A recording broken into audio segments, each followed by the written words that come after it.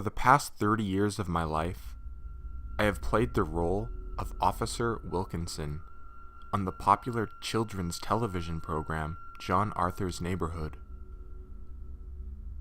I got the role in a very pivotal point in my life. I was a struggling, jobless actor who was desperate for work. My dreams of being in features were all dead, and I was almost ready to give up until I joined the Neighborhood. When I got the part, the casting agent at the network warned me, once you join the Neighborhood, you can never leave.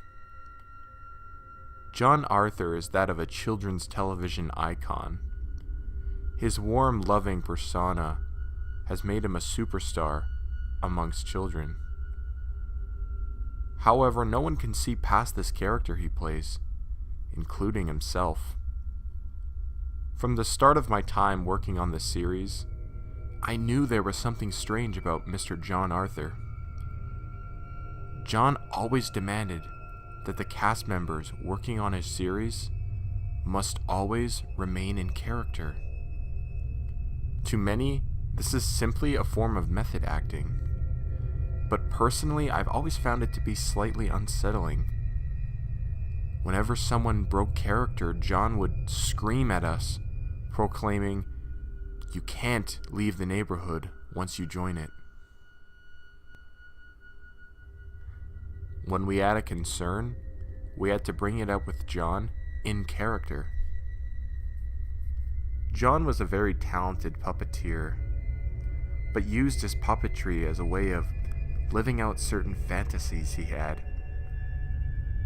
Whenever a cast member left the series, John made a puppet of their likeness, so their character can always be on the show. These puppets look strangely sad, as though John's loneliness and sense of abandonment can be seen in them. One day, I announced to John that I was leaving the series, in character, of course. I said, "I, Officer Wilkinson, have something I need to bring up with you." In a warm, friendly tone, John responded, "What is it, neighbor?" I said, "John, I am leaving the police force and moving out of the Neighborhood. It's time I retire to spend more time with my family." John looked at me with a blank, angry stare. He then calmly said, "Well, who will look after all the puppet pals when you are gone?" I shrugged my shoulders and said, "I'm sorry, John. This is what I have to do." Later that day, after filming my final scene, I said goodbye to my fellow castmates and walked into my dressing room to collect my things. When I opened the door, I was shocked to see a bizarre-looking puppet wearing a police officer's uniform, the same one my character wears on the show. I turned back around to confront John about using my likeness without my consent.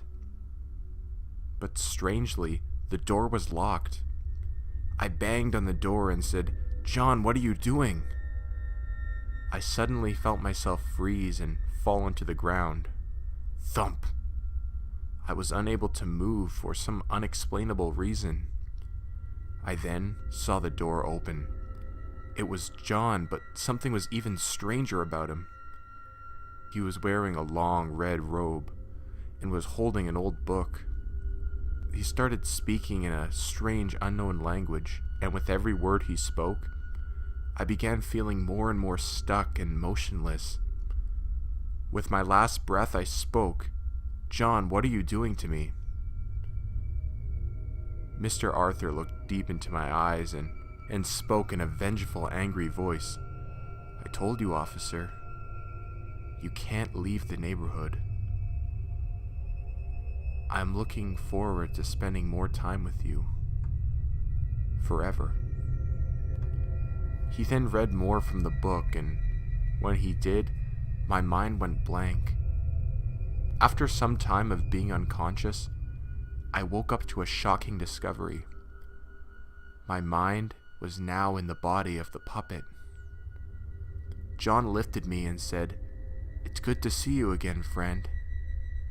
You made a horrible, horrible mistake.